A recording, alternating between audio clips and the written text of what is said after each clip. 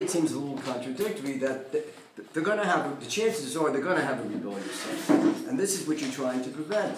So why do they say you can't divorce all of joy? Just maybe double, triple the amount of shekels he gives to the father. I would say that most of these cases are given as a warning. It says, Jews have to be sure that they don't break, because the consequences will be drastic.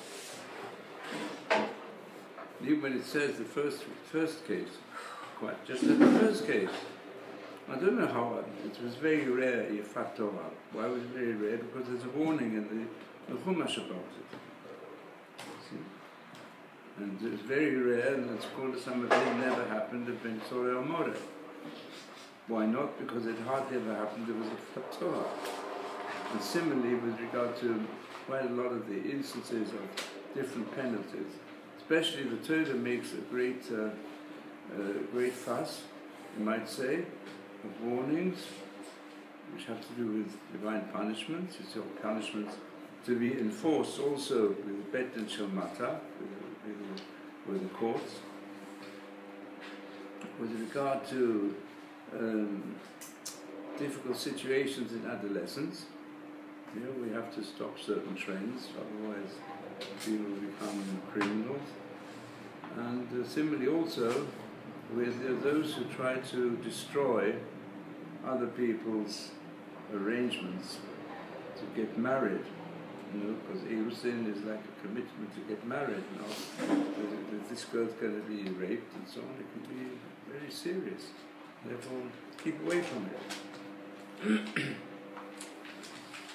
I would even go further and say all the different predictions about the suffering to come from the people of Israel, of banishment if we don't fulfill the laws of Hashem in Eretz Israel, it's all a chesed to recognize that it shouldn't happen.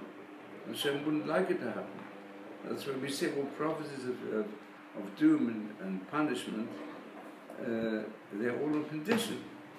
It's not going to happen if they do teshuvah. And that's the essence, one of the essences of Yom Kippur, that the Mafti of Yom Kippur is specially chosen for such a situation. For Nineveh. Yeah? Yonah said, in fact, why did he want to go to Nineveh? He said, because maybe they'll even take notes. I'll give them a warning, and I'll tell them you all go to the Shuv, and if not, then the whole of Nineveh will be overturned. So he says they'll do teshuvah. And this will be an accusation against the people of Israel. You can give them warning if you don't do teshuvah. And that's the trouble with it. You don't take notice. And even today, who's taking notice of the fulfillment of prophecies from thousands of years ago, which unfortunately become fulfilled? And how can people become so blind? It's unbelievable. Where the blindness of Am Yisrael. I think the blindness of a great part of Am Yisrael is due, it brings about the blindness amongst the nations of the world. Even they should be terrified. And it says, if you read the prophets carefully, you'll see that the world is doomed to destruction unless they listen to the Noachide code, briefly speaking. And so, Islam is becoming so distorted, it's unbelievable. Okay. So now let us go to something a bit more close to us, and something which is in our hands more easily. So we already, if you know, those of you who've still got Daf Yud Gimel, anyone got Daf Yud Gimel? From last time? Yes, you've got, yes. I have to bring it. No, it's because we're going. Here's your Gimel. We have it now. Yeah, so that's it. You Gimel. So I'll just we're just near the end of it. The last two paragraphs I'll paraphrase. So this is a continuation of the Musa given by Rav Dessler for the month of Elul, where he describes the importance of every individual, B'dina Shamayim, recognizing that the heavenly we call providence and reward and punishment, is based upon not just doing actions, but causing actions of evil, and causing actions of good also. It's all taken into consideration. He says, similarly, when the sages say, Kol shelo nivna beit hamikdash b'yamav, ko nechrav b'yamav. If in a person's life the Beit HaMikdash was not built, it's as though it was destroyed in his days. What does that mean? It says every individual should know Beit HaMikdash is destroyed because it wasn't built. Why wasn't it built? Because we didn't do our part to build it. Now, as I said, I haven't seen this elsewhere, but I think that's the deeper meaning. When we say at the end of the Amidah, and also to the concluding verses of a number of other prayers, Yotzom B'Fonecho, Shem V'Kel V'Shem, She'imone Beit HaMikdash B'Yirmeinu, may the Beit HaMikdash be built, V'ten Chalkeinu B'Toratecha, and give our portion in the Torah. So the connection is, each individual has been given his portion in the Torah. We should know if he fulfills his portion completely, that means he uses all his energies to fulfill the Torah in every way, whether it's learning Torah, or whether it's teaching it, or whether it's fulfilling mitzvot, doing chesed. Then you are building a brick for the Beit HaMikdash. And so that's because that part, that's where each one's got a chilek. And that chilek influences the total. As we hold this whole concept, one individual makes up the majority of mankind. So Vukanira, this is like above, the B'chol Ma'asim Masav, Adam Achreib Ad Galut V'Tzarot Shel Klal Yisrael. For every action that the individual person performs, he is responsible for the exile and the trouble that come upon the people of Israel and the destruction of the Beit HaMikdash, the Kavod in Shamayim. This is in Shamayim. And not only that, he's responsible for the whole world. It says, troubles come on the world. Hashem says, it's in the words of the prophet, Ach Amati Tichu Musa. You, the people of Israel, should learn an ethical message from what happens if it's an earthquake or tsunami, or people call an act of God, or huge explosions, even also evil acts of men.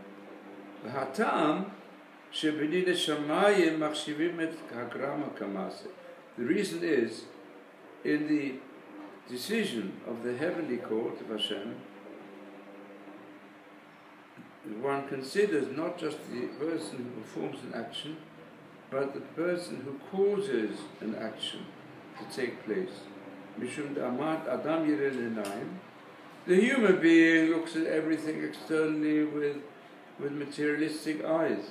Ve'en yachol adon lefi ma she'einav ro'ot. We say a dayan, the judge, can only make a judgment according to what his eyes actually see. Because there's human judgment, you have to go by obvious evidence. That's why there's such importance in the Chumash given to testimony, and make sure the testimony is unbiased.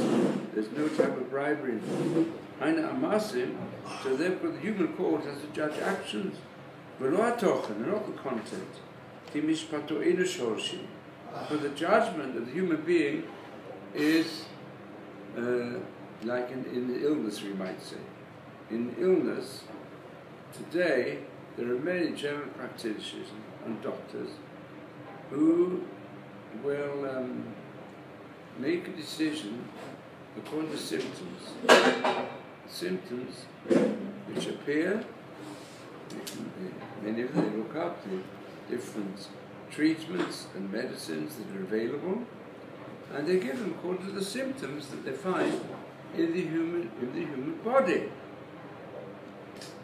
And that is a medical approach, which because sometimes it doesn't seem such a serious situation, But when there's a very serious situation, then the sensible approach is that you have to make an analysis of what is the inner cause, which is generally speaking psychosomatic. So the inner workings of the human body are closely related to the inner workings of the nervous system. The nervous system is connected also with even subconscious feelings that don't bring an obvious pain, but there's pain underneath, where you can't separate it. What you recognize not only is, say, the Rambam, who in his time was very great in this, that some of his books were only more recently been translated into English. For example, he wrote his whole book on Hanagat HaBriot, which means how to have a healthy lifestyle. He wrote it for the Sultan. He said the Sultan, he was his doctor, so he wrote for him in Arabic a book. The main thing is how to retain health, which is based on the Chumash. The Chumash says that if you will observe the Torah in every way, Hashem says, we say this pasuk, also creates Maramita, all the sicknesses shall fall upon Egypt, all the makot and everything else, I won't bring them upon you, because I'm your doctor. So one of the explanations is, what do you mean I'm your doctor? And that's, I won't, if a doctor can bring a person to a state that he won't become sick, the answer is yes. And the ancient setup of the medical profession in China and some other places was that a doctor was given a certain number of patients and he was paid according to the months that his patient was healthy. When his patient got sick, he wasn't paid anything. He said we have to make sure he gets healthy. But today it's the other way around. Today we pay a doctor when in America and here, when we get sick. So the more sicknesses, the more money the doctor can make. So they tend very often to not really be so keen that they should have no patients. It would be very bad for them. And the truth is, that I've been involved with some research in this in recent times, unfortunately, more of this research, that this approach is some of the most serious illnesses. They don't go enough to the source of the illness, like cancer, but they treat the symptoms. And of course, in order to remove the symptoms, they've got to use chemotherapy, these chemical methods. So therefore, we've got to find the best chemicals, the best biochemicals that will stop the illness from spreading. Why not try and find out exactly what causes the illness?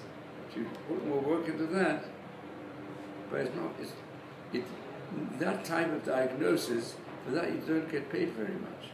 The doctor spends all his time finding out what causes the sickness, but he's not involved with actually giving out the medicines. There's not much to live on. So this is the way of the Torah.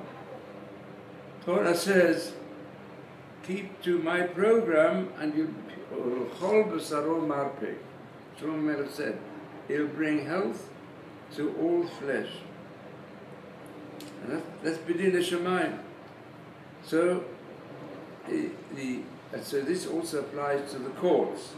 The courts of law, they have to deal with thieves and with murderers, with rapists and people who are breaking up society through their evil behavior. So, you say one way is to threaten them, one way to put them in prison, all different ways. Some you have to destroy them. And Hashem, Bashamayim, he goes to the root of the matter.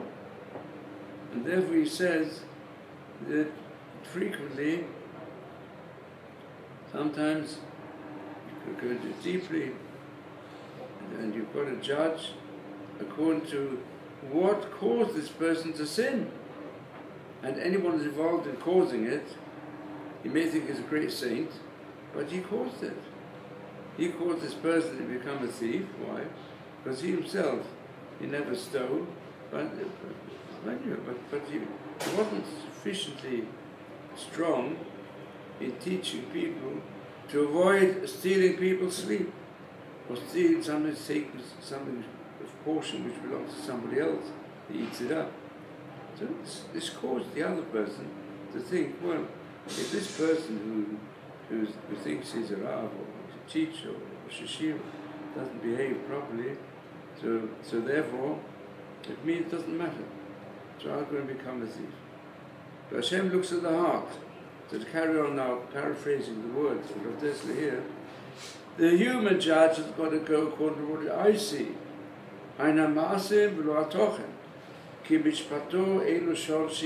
His judgment cannot go into the root of the evil.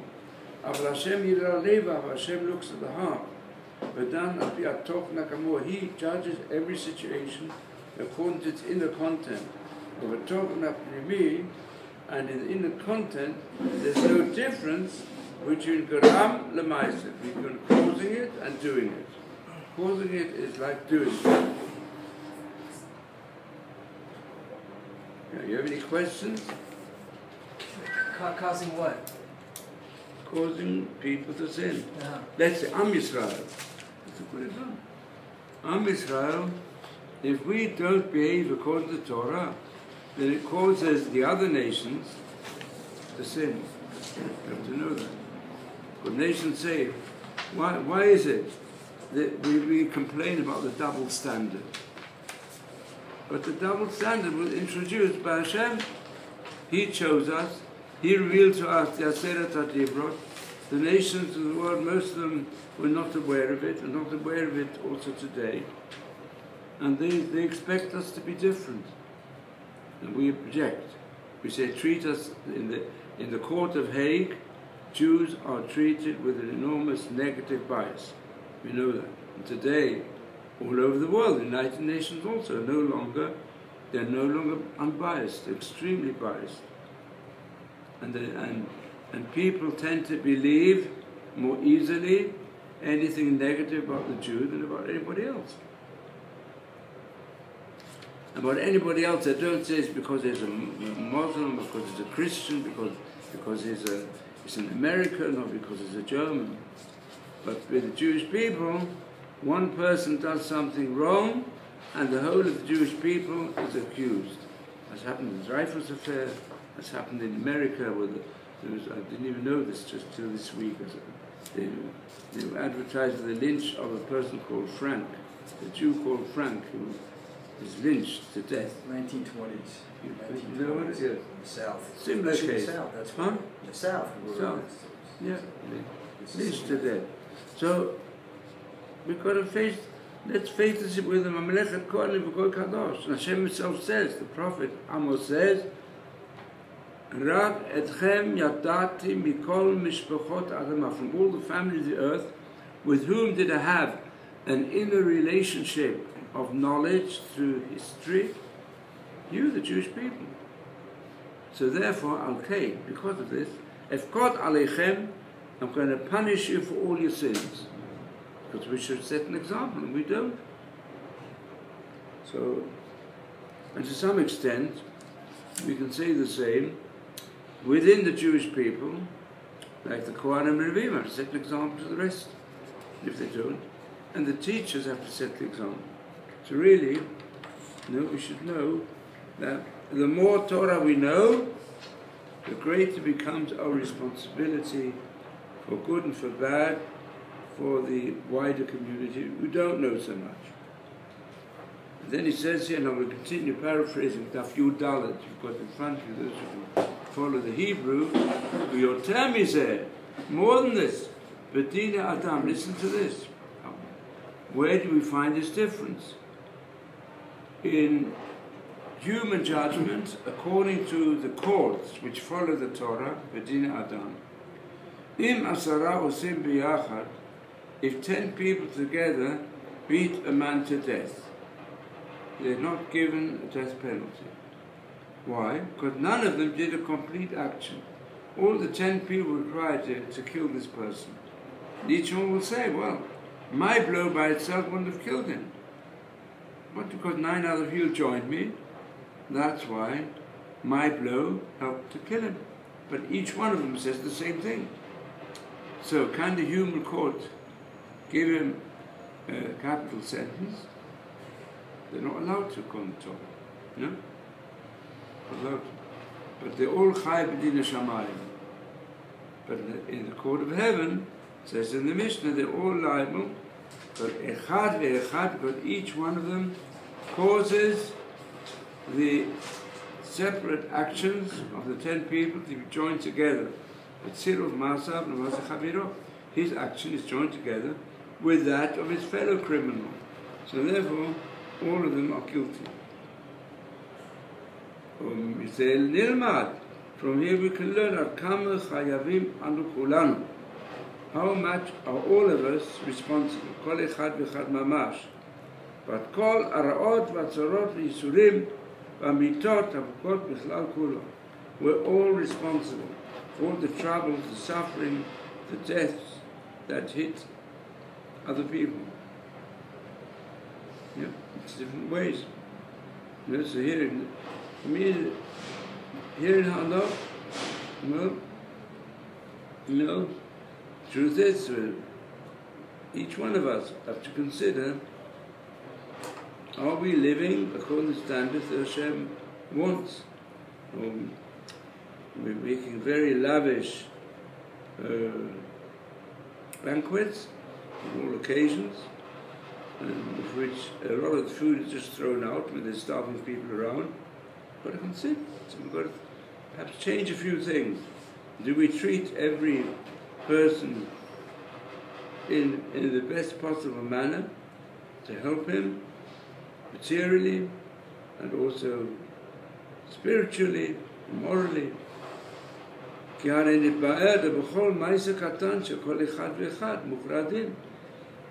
smallest action of each one of us, this is what decides the heavenly judgment, according to which Chugorem, anything that he caused through his behavior, through what he said, and what he didn't say, what he did or what he didn't do,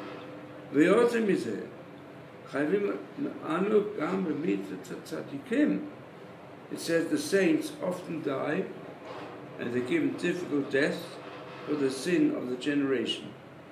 Like there were 4, you can see these 4 people who were killed in the most cruel manner. They were on a very high level.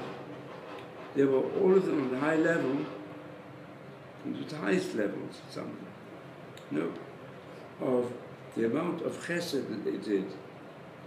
But it didn't come out before so much. When you hear more what these 4 saints did in learning and teaching and helping other people, in arranging, especially for orphans and widows, what they didn't do, it's a lot of things. So therefore, but they were killed. Why were they killed? They killed because of the sin of the generation, of the people around them. We caused their death. She said, now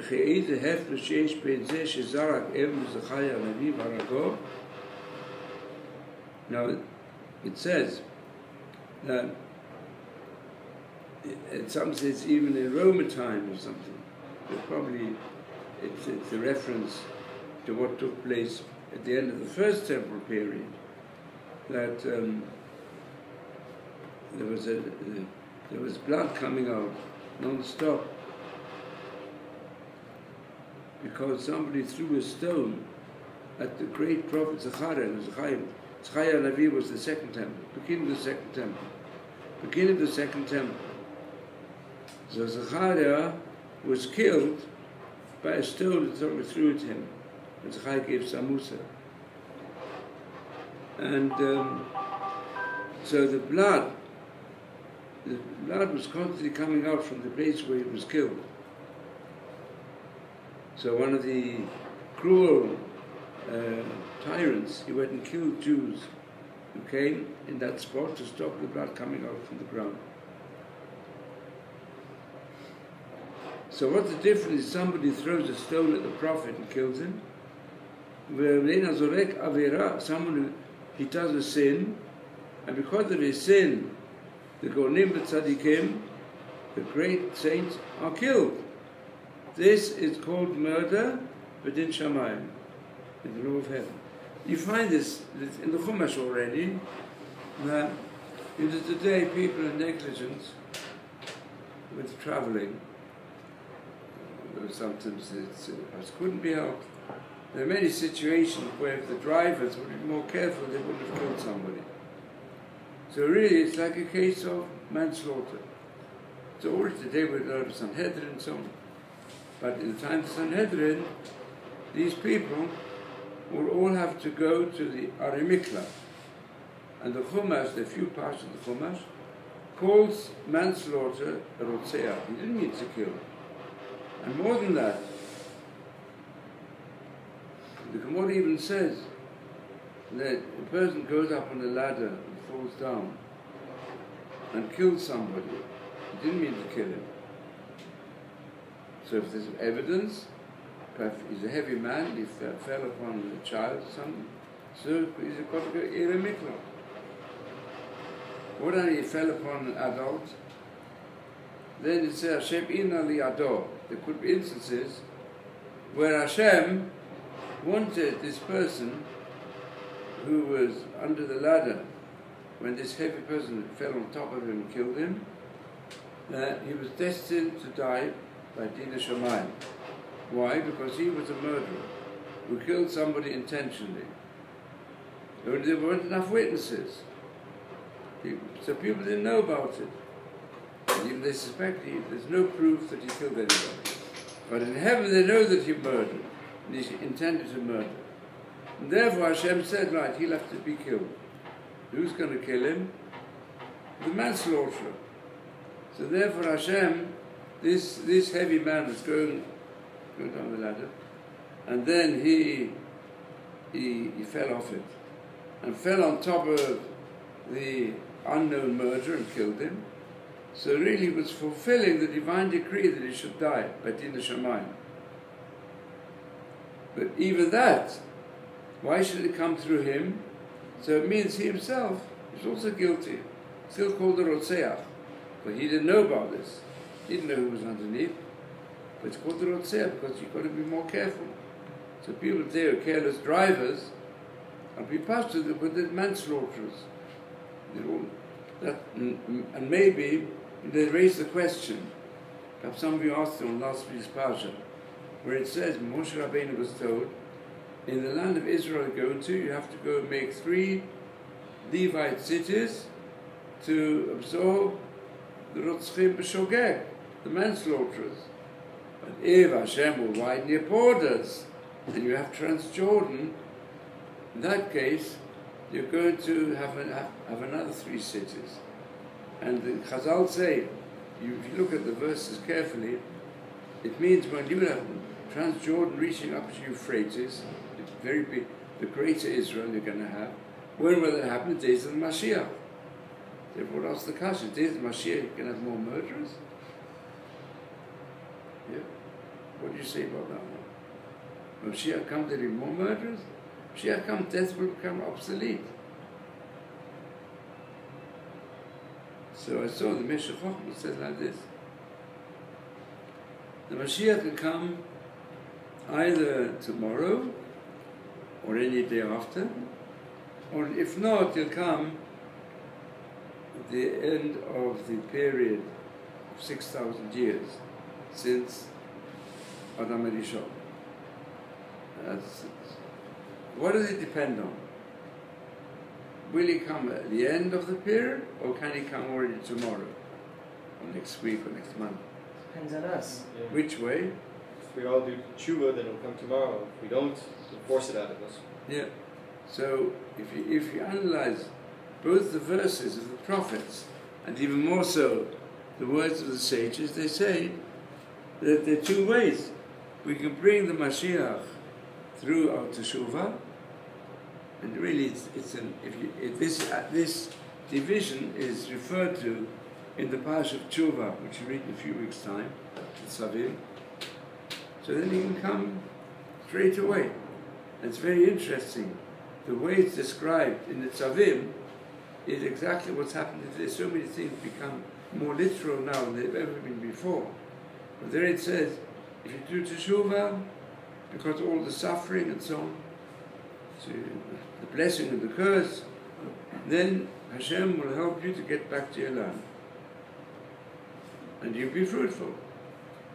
And then it says afterwards, but Hashem will see your enemies will become less.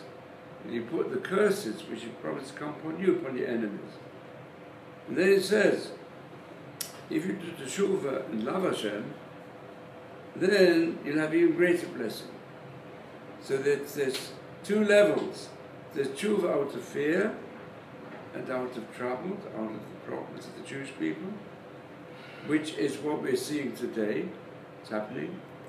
But Jews try to run away from Judaism, but when they can't, because the non-Jew says we hate you, and therefore the Jew sees he can't remove that hatred, so he recognizes no good running away from Judaism, because the non-Jewish anti-Semitism is applied to me just as much if I give up every aspect of Judaism. They'll still tell me you're a Jew. So that has helped us to get even Jews non-affiliated to become interested in Zionism and in coming back to the land of Israel. It's true. There are also some who come back positively. There are some who can even say about them, the highest saints, and they come back out of love of Hashem. But on the whole, apparently, according to this principle, if we would really do teshuvah out of love, Hashem would let the Mashiach come already.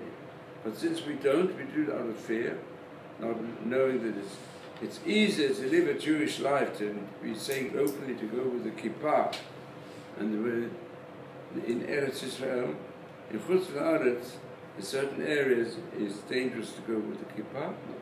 They don't allow in Europe, many places they say, don't do it. Wear a hat, even a hat they'll suspect if you look a little Jewish. Don't take your hat off. But don't wear a kippah. It's too dangerous in a public place. So, we're pretty in a place where if I want to put on the kippah, or you put on a Mogen David on my belt. So, this was happening today. So we should know that there's two shittot also. When the Mashiach comes, will there be supernatural miracles, or will the world continue? The two opinions of Gemara.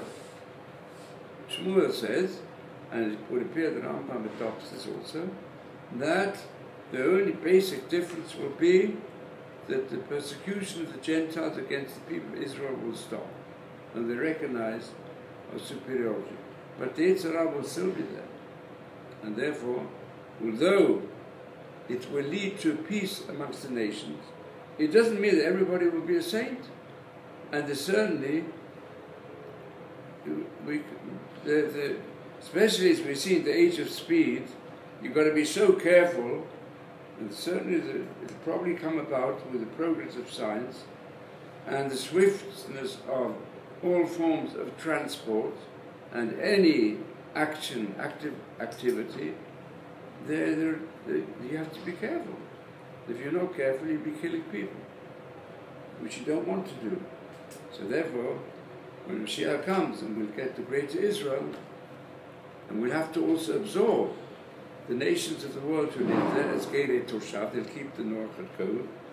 But even if they keep the Noach code, they're going to be so careful whenever they drive a car to take in mind the negligence and sometimes the suddenness of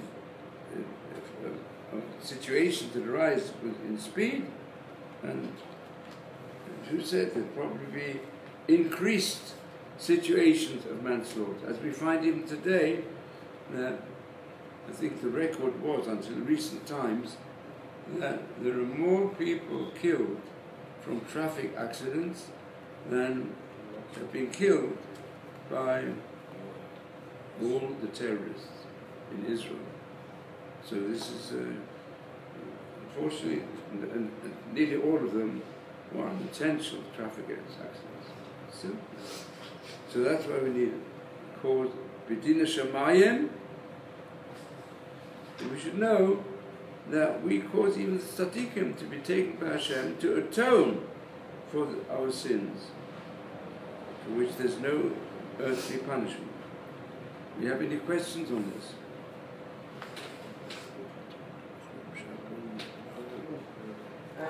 Yes, I don't know how related the question is, but it seems that the nations of the world are punished more than we are to show us an example of what could have been done to us.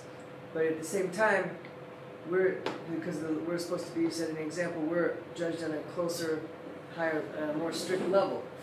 So which is it? It appears that the nations are actually punished much more than us.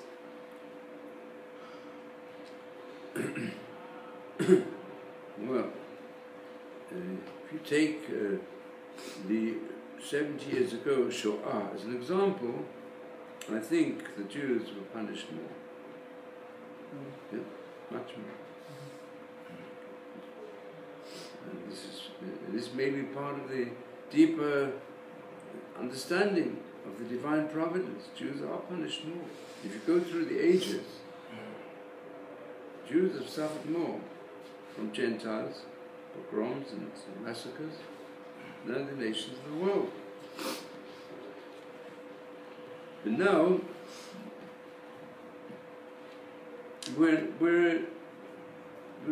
this outlook upon life, which you already mentioned before, that והיינו מה שאמרו לעולם ירא עצמו כאילו כל העולם חצו חייו וחצו זכאי. עשה עבירה אחת, הכריע את כל העולם ספו. So what should be our approach? Our approach should be that every moment we should regard the world, means all human beings, being in a balance. ובכל רגע ישתנה הנהגתו יתברך. Now, you need to know the discussion in the Gemara Rosh Hashanah. Does this take place only on Rosh Hashanah, or does it take place every moment? Those are the two extreme opinions. One opinion is everything's decided in Rosh Hashanah, about the whole world. Or you could read up to Yom Kippur where it's finally sealed. And the other opinion is that Hashem makes a judgment every moment. So why every moment? Every moment, the way in which Hashem leads the world can change. Because of our deeds. Therefore we are guilty for every evil that comes upon the world. This is the way in which we should be aroused in the most even awesome fashion. Even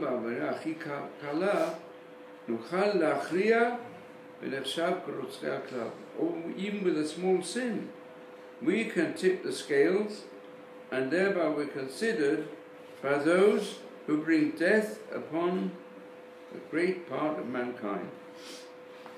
So, in other words, we have a responsibility. Now this is, we know this is the image of the scales, which covers Rosh Hashanah, and which, according to the sages, really should be applied daily, according to Rabbi Yossi, and our prayers are expected, to some extent, on this basis. Now, how far to apply it? The idea is not that a person should say, well, if I have such terrible responsibilities, I'll get nowhere, so I've got to forget about it. I can do what I want, because to reach that level, to avoid the slightest sin is going to destroy the world, that's too much for me. That's very interesting that there's a non-Jew called Karl Jaspers, and he got the Nobel Prize for his books on the future of mankind. And when I read that book years ago, it was amazed. He said, because he quotes there the Bible and the words of the sages, and he says, after you reach the level of nuclear energy, which can be used for peace, and energy to help the better distribution of the foods necessary for starving millions, or it can be used, unfortunately, for mass destruction. Everyone knows what happened in Hiroshima. Augusta, it was the destruction of innocent human beings, hundreds of thousands. So, what are we going to do about it? Is there any solution? He says, doesn't go according to the principle of balance of terror. But the balance of terror is a big risk, enormous risk, as Kennedy recognized. Terrible risk. Although it's helped, it's true, it's helped in a certain way. But maybe it's also helped because some people have taken notice of this message.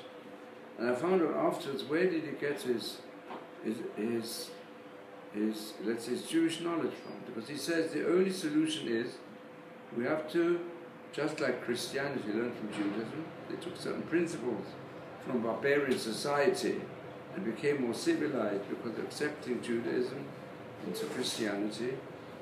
At least gave people the idea you've got to work for Satan as morality. So he said, today also, mankind has to learn the deeper lesson of the Jewish way of life, which is to treat every single event in life as being a question of choosing the virtuous path instead of the vicious path. Always to choose to give, to help others, rather than to harm others. And you've got to work it through day by day in all different situations, as we find is the inner way of Jewish Orthodox life. And mankind's got to learn this lesson, that ethics has to govern everything else. And not as today in the schools and universities, where ethics might be taught somewhere as like an abstract subject, but to introduce a system of how to live every moment with the knowledge that all our actions can influence the whole world, that's the way to do it. And that's what he suggests. And I found out that he lived in Basel, and he learned there with a major rabbi in Switzerland, who taught him the Jewish way of life. And he said, well, this is what can bring about a safe future for mankind. And this, the program's got to be adopted. So this is the great significance there is today of we Jews doing our part. The truth is, this mention of the prophets and the words of the sages. The co-responsibility, and you connect it also with the way in which you do find, even in the natural world, it's called the butterfly effect. It's not called the butterfly effect. The way in which the butterfly flies in Australia or New Zealand can affect different cycles. If you go in the cycles of nature, something happens with even such a miniature being as a butterfly, can affect the winds, it can affect the development of weather, can make this called an effect that goes all the way through different levels of ripple effect, started off by this butterfly. Yes? Well, a good way of explaining this is America sneezes and the rest of the world catch a cold. Yes. Yeah. Good statement, yes. About 20 years ago, when Alan Greenspan was the chairman of the Federal Reserve in America, he was held in such high reverence, and even if they didn't know what he was saying exactly, but if he showed any nervousness, the stock market would have a ripple effect. If he showed any doubt. What was his position? The chairman of the Federal Reserve, like. Yeah, very good. So here. Yeah, better idea. I'll stop now. No, 10:30. No. You want to wait till 10:30? Yeah. So I don't know if Rabbi Schwartz might use this room at that time. No, 11. Okay. Okay. Yes. I just wanted to comment that last week's parsha, they said Doron also gave a Dvar Torah about building the fence on top of your house. Yeah. And how it's written, it says that the fallen will not fall from your house and that you will be responsible for it. And you had said something like earlier that things were decreed from acts of God, you know, like storms and things like that, that when they were making this nuclear type of energy for peace, that they should have guarded it well enough that there shouldn't have been bombs. Not necessarily like all those people in Japan wouldn't have died. They were already decreed to die. On Yom Kippur, the book was sealed even on the going. Yeah. But the thing is it makes very good point to make sure that you're not responsible for this to happen. So it shouldn't be on your house. So he shouldn't fall from your house. That man's destined to fall and die, but make sure that you're responsible enough that you make sure that it has nothing to do with you. It's purely an act of Hashem. It's hinted at in the verse, if you look carefully, this is what you spoke about yesterday, Doron. It says, Vasita makele kakefa, veloi, then it says, Ki pol hanofel mimenu. When the person who's supposed to fall falls from it, make sure it doesn't fall from your house. Because in the garden, that's the same principle. It may be decreed, but that's not you shouldn't be a cause of it. If you cause it, you'll still be guilty. B'shamayim, you reckon that you can't reckon it within Adam, but within Shamayim, yes. I think with just time to finish here the same subject, the next paragraph. This is very important. Today, I would say it's important for the Dayanim, Rabbonim, Rosh Yeshivas, and those who have learned Torah all their lives. It's very important. The Matzin Betin She'omne Be'egla Rufa. Egla Rufa deals with a case where there was a person who was killed, we don't know who the murderer is. And then the elders have to say, the Kohen, the Levim, and the elders, the big leaders, spiritual leaders, our hands did not spill this blood, which means lo patranuhu b'lo mizunot. We didn't let a person go away without being given enough provisions for the path, and lo patron, we should have given him security, accompaniment in the case of place of danger. Lo patranuhu b'lo levia, if they would have let a stranger, any person, to go without food or to go without enough accompaniment, then the pasuk would say, Ki Adam Shavchait Dam. Then they have to declare, our hands did spill with blood. If this is what is said explicitly with regard to external causes, that this person, some say this question, Shalmi Bavli, some say, who's this person? They're talking about some say it's not the victim, and some say no, they're talking about the murderer. This person had no food, nobody was accompanied to control him, and he's, because he's got no food, he sees another person that's got a lot of food with him, and he will say, please you go up to him and say, look, I've got a gun here, either give me your food or I'll kill you. He's that type of brigand. So he killed him. So we've got to protect the murderers as well. We must not get people around who've got no food to eat and they feel so desperate they're going to kill somebody else. So this is Sibut Apimikra Olam. These are causes that take place, what happens in the world. And also these causes, that there should be such a situation very far-fetched. Doesn't have to happen. Even more so, if there's an inner cause that has produced another person to do an evil action, or something to happen to him, these are the inner, true causes. These are the divine causes, that means according to the more spiritual nature of life. Teva Ruchanit, we call it the spiritual nature. Because these are the real causes. The real inner cause of anything external is something internal, even in sicknesses like that. And certainly in other situations. The sickness of a society also has always inner, non-material causes to bring about the sickness, which is produced by many different people producing this, not to the open eye, but if you go into it more deeply, you'll see it's like that. And therefore, this is the principle according to the divine judgment. Let us think now the enormous amount of result of sinfulness. Sometimes it appears there's nothing in this Aveda. What did a person do? Small Aveda. And you've got to reckon it negative Seder, what you're going to lose by it. You say, well, of course there are very many, I put other people to shame in public. And I didn't realize it so much, but wasn't careful enough. And as a result, those people, they left Yiddishkeit. Some people on the board, after leaving Yiddishkeit, they left morality. You've got to always consider negative Seder, the loss. We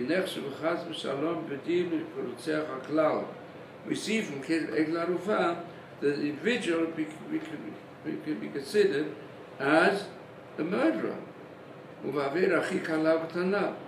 With a small sin. But of course the same also applies for good.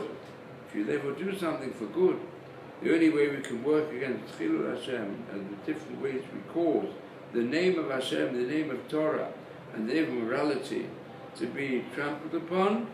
So how do we change it? By working the opposite direction. So let's all work. We'll all work hard to make a Kiddush Hashem with all our actions and deeds, and be the cause of good things in the world. Amen. Now my son is coming to give a shir for Mishrash for next week's Pasha. The author's name is Carl Jaspers. Carl Jaspers. Huh? Is the author's name Carl Jaspers?